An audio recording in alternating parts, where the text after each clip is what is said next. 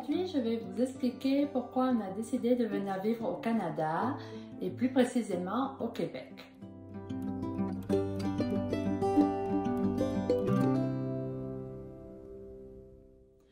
L'idée était déjà venue il y a quelque temps.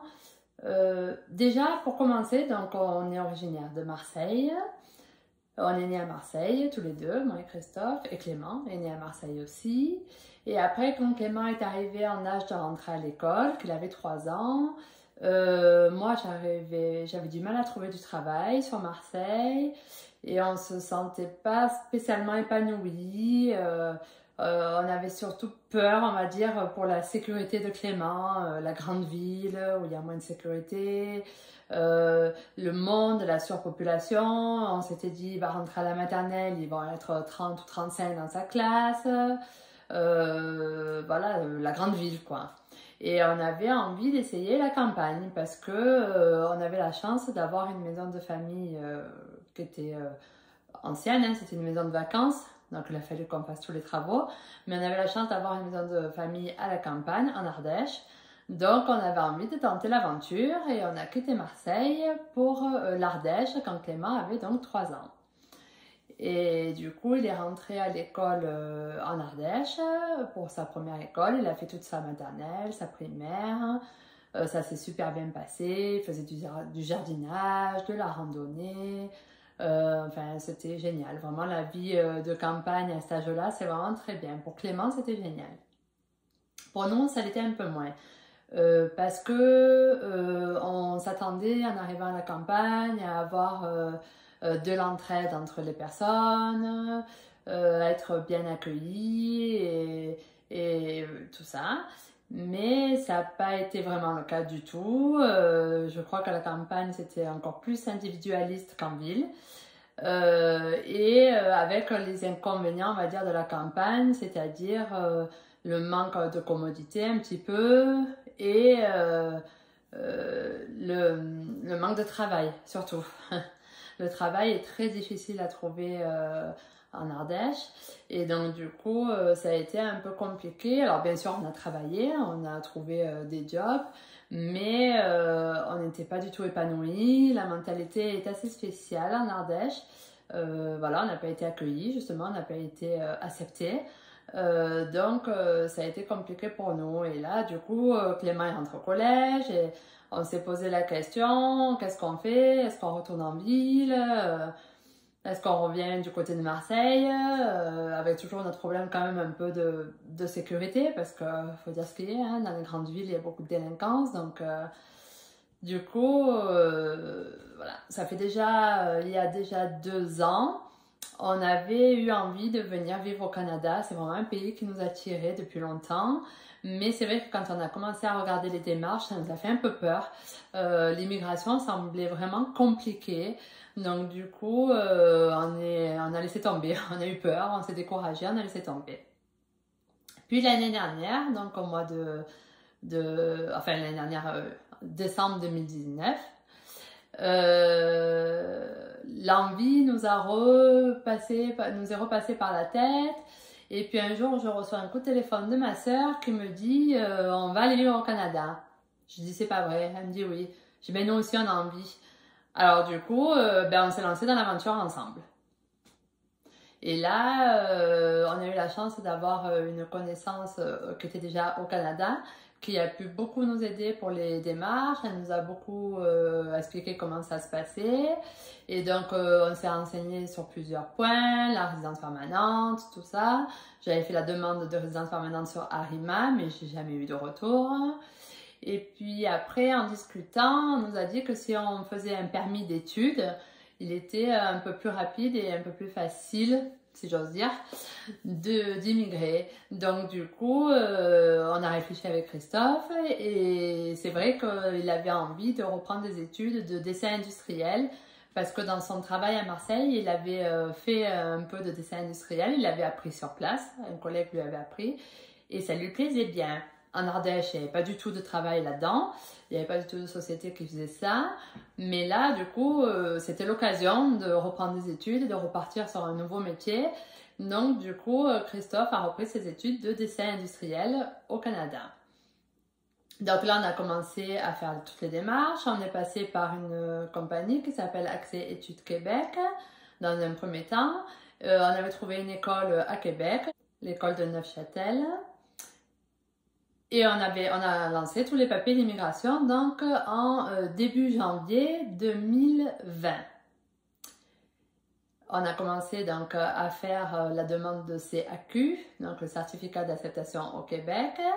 On avait prévu un voyage en avril pour venir en repérage, repérer la ville, les quartiers qui nous plairaient pour habiter, tout ça, tout ça. Mais les frontières ont fermé entre-temps, donc impossible de faire ce voyage. En avril, on reçoit nos lettres pour aller faire nos données biométriques, mais les centres, bien sûr, étaient fermés. Donc, on attend. Et là, au mois de juin, on apprend que les centres de données biométriques réouvrent. Donc, on a pris rendez-vous de suite. J'étais au taquet sur le site tous les matins pour prendre rendez-vous. Ça marchait pas. Dès que j'ai pris le rendez-vous. Donc, on a pris rendez-vous la première semaine de l'ouverture, le vendredi après-midi, parce qu'il fallait aller jusqu'à Lyon, parce que c'est ou Lyon ou Paris. Donc nous, on était en Ardèche, c'était Lyon, c'était donc 2h30 de voiture.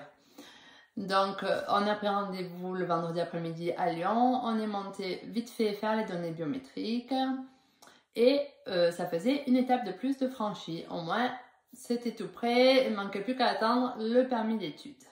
Et donc les papiers ont commencé à traîner en longueur.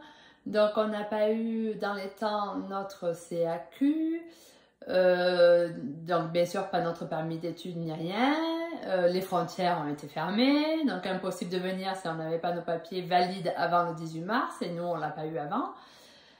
Donc il a fallu qu'on reporte, on a attendu le plus possible et puis il a fallu qu'on reporte la rentrée de août à janvier. Seulement l'école du Québec ne proposait pas de rentrée en janvier, c'est que en août. Ce qui veut dire que si on décalait en août 2021, il fallait refaire le CAQ, le permis d'études et compagnie. Et surtout, il fallait aussi le repayer. En plus de le refaire, il fallait le repayer. Sinon, ce serait trop beau. Donc, qu'est-ce qu'on a fait? On a cherché une école qui faisait une rentrée en janvier. Et on a trouvé donc le CIMIC de Saint-Georges qui proposait une rentrée en janvier. Malheureusement, Accès Études Québec ne travaille pas avec eux, donc on a dû changer et passer par Québec Métiers d'Avenir, qui n'ont pas fait grand-chose parce qu'on avait déjà fait toutes les démarches principales. Ils ont juste demandé la lettre d'admission au CIMIC et nous l'ont transmise. Étaient très longs à répondre aux mails, enfin bon. Certes, il y a le Covid, mais moi, j'ai pas été contente du tout de leurs services qui sont payants, qui plus est, 100 $, alors que Accès Études Québec est gratuit.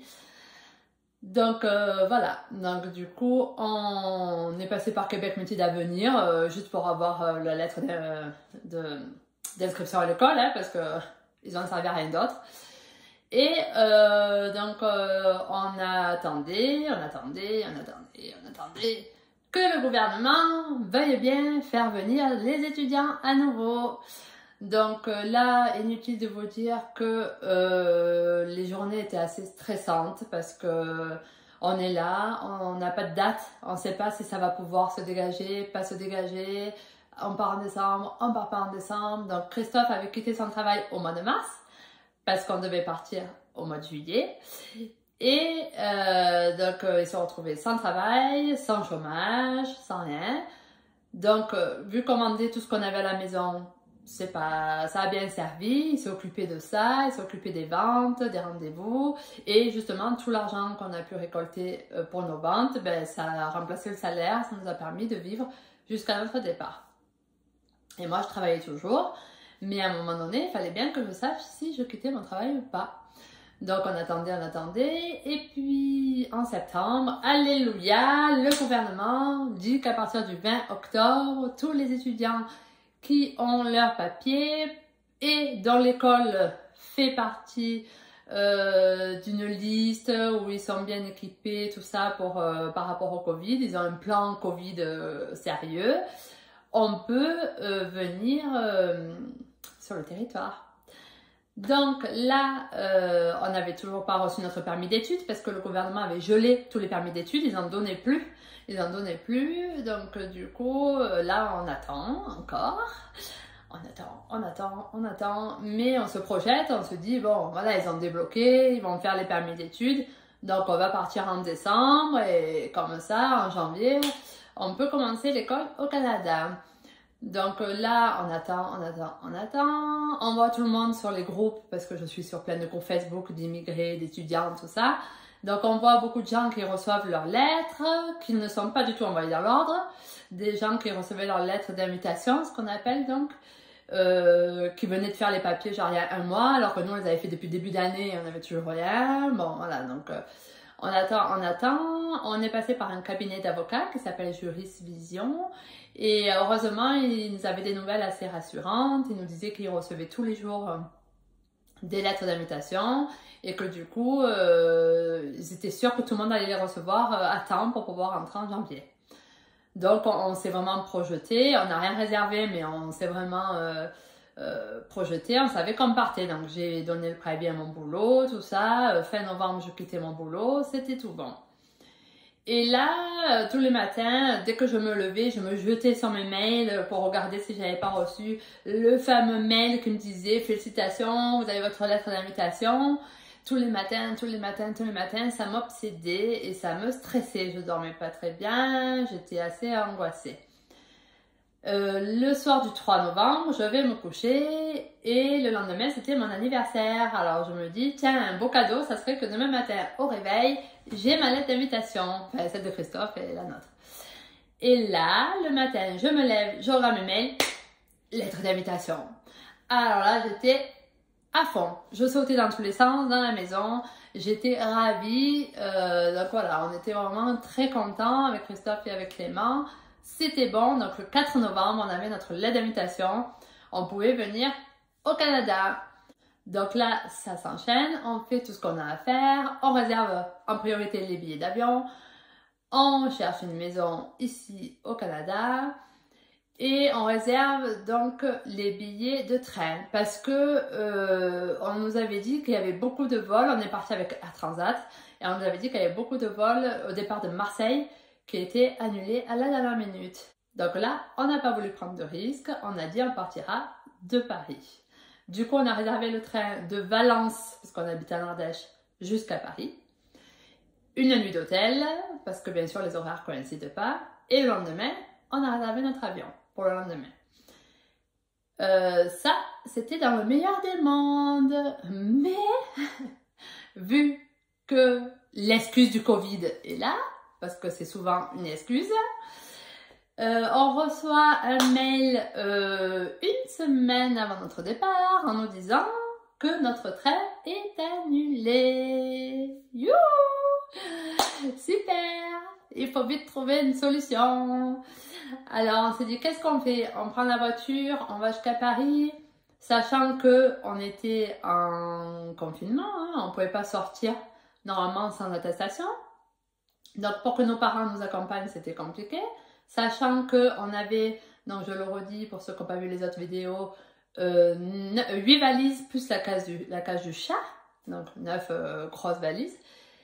Et on n'est que 3. Et du coup, ça rentrait pas bien sûr dans une voiture normale. Donc, est-ce qu'on loue une voiture? Qu'est-ce qu'on fait? Après, il y a le retour. Ben, c'était compliqué. Donc, au final, on a pris notre voiture et la voiture de mon père. Donc, elle est ma mère avec son mari avec notre voiture.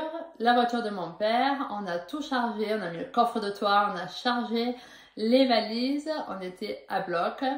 Et on a pris le train à Lyon. Donc on a changé notre billet, au lieu de le prendre à Valence, on l'a pris à Lyon, de Lyon à Paris direct. Donc du coup, le matin on est parti tôt, on a pris donc la voiture 2h30, 3h de route jusqu'à Lyon. À Lyon, on a pris notre train et après l'hôtel, l'avion. Voilà, ça c'est sur l'autre vidéo où j'explique vraiment notre départ, quoi. Voilà, si cette vidéo vous a plu, n'hésitez pas à mettre un pouce, à vous abonner si vous voulez en voir d'autres. Vous pouvez me dire en commentaire les sujets que vous souhaitez que j'aborde. À bientôt!